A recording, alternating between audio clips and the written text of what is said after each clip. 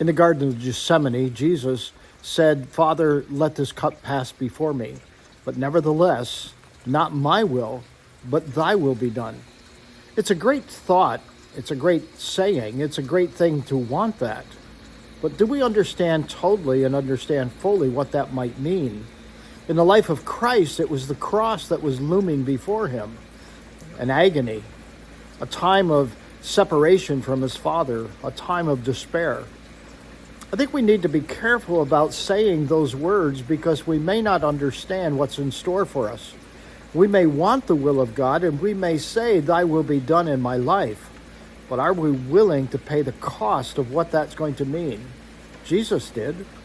And we ought to too, but we ought to understand fully what it is we're asking God to do. Because we may not like it. I have found that sometimes following the will of God is discomforting.